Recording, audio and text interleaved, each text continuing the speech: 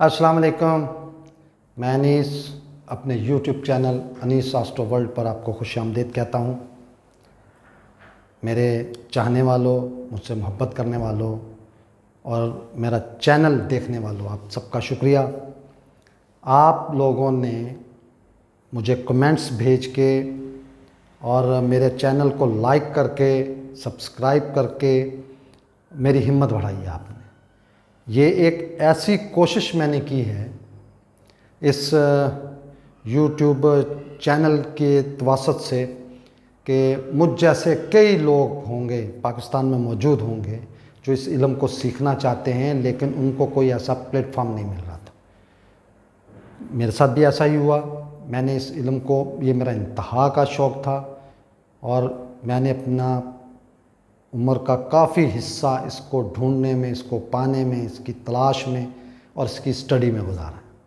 और इसको मैं आसान करने के लिए वो लोग जो घरों में मौजूद हैं, टाइम नहीं है और इसमें कोई फ़ीस वगैरह का भी कोई ऐसा चक्कर नहीं है, तो घर बैठकर मेरे ये लेक्चर सुनकर वो इससे मुस्तफ़ीद हो सकते हैं, इसको सीख सकते हैं और इसको मज़ीद इसकी जो स्टडी है वो भी आगे आने वाले जो लेक्चर्स हैं या जिसमें मैं प्रेडिक्शन वगैरह करता हूँ, उसमें कई चीज़ें आपको सीखने में मिलेंगी।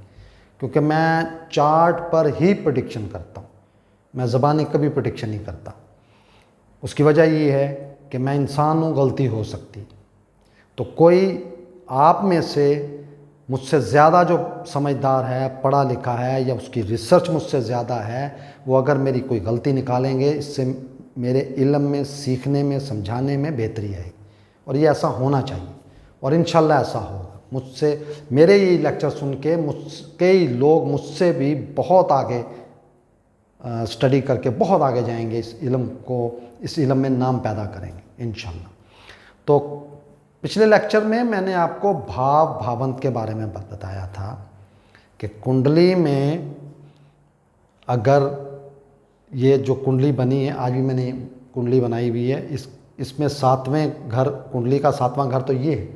और जब सातवें घर की हमने प्रेडिक्शन करनी है, उसको जांचना है, उसको देखना है, उस पर रिसर्च करके कोई रिज़ल्ट निकालना है, तो ज़रूरी है कि सातवें का सातवां भी मैं देखूं या तीसरे का तीसरा भी मैं देखूं। तो ये प्रेडिक्शन करने में ये बहुत ही अहम है। दूसरा, जब महादिशा, अंतर्दिशा और प्यंतर दिशा, ये आने वाले लेक्चर्स में ये भी आपको कैलकुलेशन किस तरह की जाती है, किस तरह देखा जाता है, किस तरह पढ़ा जाता है, किस तरह प्रेडिक्ट किया जाता है, वो मैं इंशाल्लाह आने वाले लेक्चर्स में ये भी आपको बताऊंगा। मैं इस इल्म में मैं कोई चीज़ नहीं छुपाऊंगा आपसे, इंशाल्लाह। तो ये उसमें भी ये चीज़ आपके काम आएगी, बहुत काम आएगी। आपको जजमेंट करने में, टाइम की जजमेंट करने में बहुत आसानी पैदा होगी। इसी तरह जब डिविजनल चार्ट बनाने होंगे, जिनको हम नवांशा कहते हैं या दशमाशमा कहते हैं, सतमाशमा कहते हैं, ये एक डिविजनल चार्ट, हर खाने का एक डिविजनल चार्ट बनता है इसको फोकस करने के लिए। पहले घर का अगर मैं बनाऊंगा तो इसको हूरा चार्ट कहा जाता है। दूसरे घर का अगर मैं इसको करूंगा तो इसको दर्शकांड कहा जाता है, मैं नाम भी बता रहा हूं आपको। तीसरे घर का करूंगा तो ये इसको तीसरा जो घर होता है, जो जैसे नवांशा है, वो तिशामशा बोला जाता है इसको चतुर्थाश्मा कहा जाता है।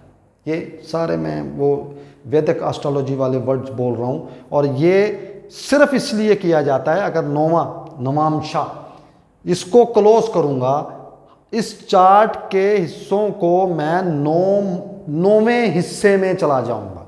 हर खाने के नौवें हिस्सा, हर खाने का सातवां हिस्सा वो सतमाशमा बनेगा, नवांशा बनेगा, दशमाशमा बनेगा, एकादशमा बनेगा, द्वादशमा बनेगा।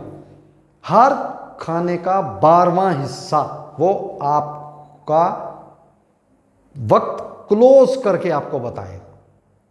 ये आने वाले लेक्चर्स में आपको पता चलेगा। आज बेसिकली मैं कुंडली बनाना सीख लिया आपने, इसके घरों के बारे में सीख लिया आपने, मंसूबात के बारे में सीख लिया इनके आपने मंसूबात और इनकी हर चीज़ के बारे में मैंने आपको बता दिया। आज मैं कुंडली में बताऊंगा कि किस कुंडली में कौन सा घर मारक है और कौन सा घर कारक है।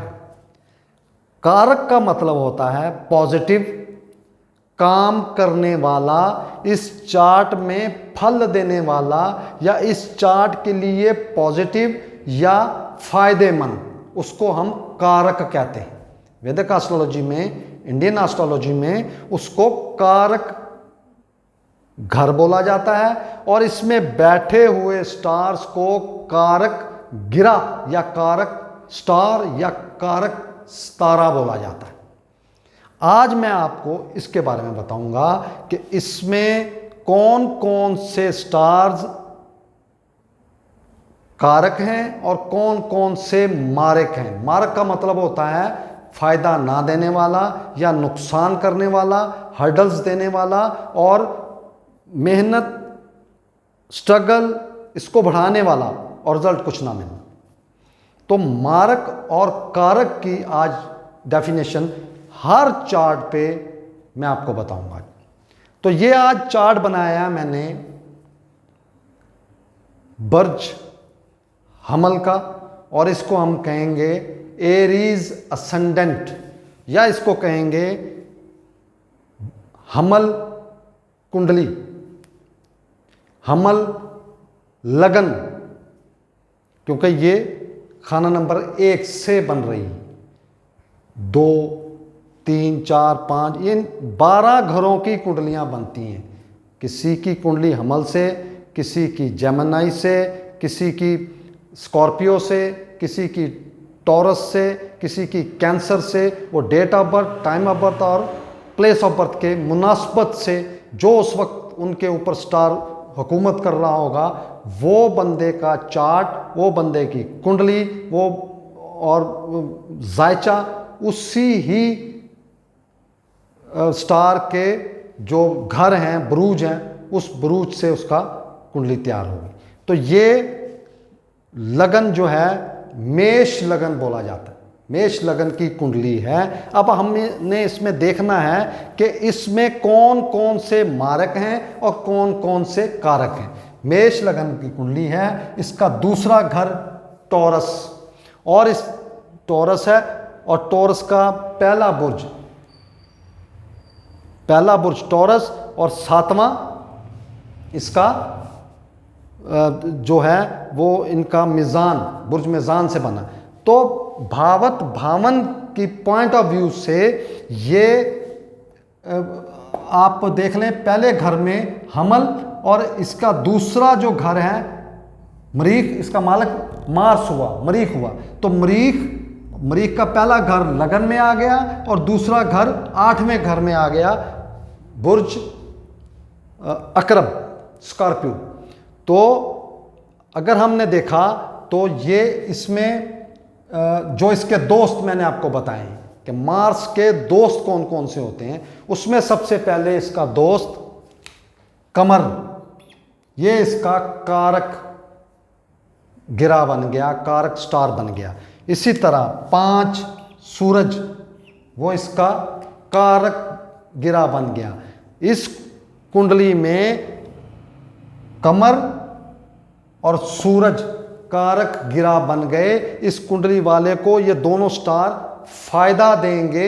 हाँ, इनकी प्लेसमेंट देखने के बाद कि इनकी प्लेसमेंट कहाँ पे, लेकिन ओवरऑल इस कुंडली के लिए ये 2 स्टार इसके कारक बन गए, इसको फायदा देने वाले बन गए। इसी तरह मुश्तरी भी मरीख का दोस्त, इसका एक घर इसका एक बुर्ज 9वें घर में आया और दूसरा 12वें में। तो ये मुकद्दर में आने की वजह से इसके दूसरे घर की वैल्यू कम हो गई और इसकी ज़्यादा हो गई। तो ये भी इसका कारक ग्रह हो। इसी तरह 10वां सैटर्न, जो मैंने आपको पढ़ाया था कि मरीख और सैटर्न जो हैं ये आपस में दुश्मन हैं, दोस्ती नहीं है। लेकिन इस कुंडली में चूंकि ये इसका दुश्मन है और इसको दो बहुत अहम घर दिए गए, 10वां और 11वां। 10वां घर प्रोफेशन, कर्म, और 11वां घर फुलफिलमेंट ऑफ डिजायर्स, ख्वाहिशात की पूरा होना। तो ये बहुत अहम घर दो बने। तो इस कुंडली में सैटर्न जो है वो समगिरा, या ना दुश्मन ना दोस्त, खामोश सितारा बन जाएगा। वो इससे ना दुश्मनी करेगा ना इससे दोस्ती करेगा, लेकिन अच्छे घर में अच्छा फल देगा, बुरे घर में बुरा फल देगा। ये कमिटेड हो गया। तो आज मैंने आपको बाकी जो घर रह गए, टॉरस, इसका लॉर्ड वीनस है, वीनस, और तीसरे का लॉर्ड मरकरी अतारद है, और वीनस का दूसरा घर 7वां, ये भी मारक हुआ। तीसरे का दूसरा घर 6ठा, ये भी मारक हुआ। इसी तरह बाकी जो स्टार्स थे उनका मैंने आपको बता दिया। तो ये हर कुंडली में अलग अलग होते हैं। ये अगर आप में इसकी हमल, बुर्ज हमल का लगन है, हमल लगन वालों का जो होगा उसमें कमर, सूरज और मुश्तरी ये इसके दोस्त हैं, और ये कारक गिरा होंगे। और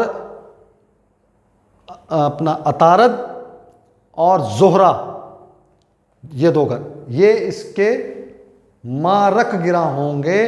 और सैटर्न जो है इस घर में सम होगा, यानी कि खामोश होगा, बैलेंस होगा, बराबर होगा। तो कल मैं इंशाल्लाह आपको दूसरे उसका बुर्ज टॉरस का, बुर्ज सौर का जो लगन है उसके बारे में बताऊंगा। बहुत शुक्रिया जी, अस्सलाम वालेकुम।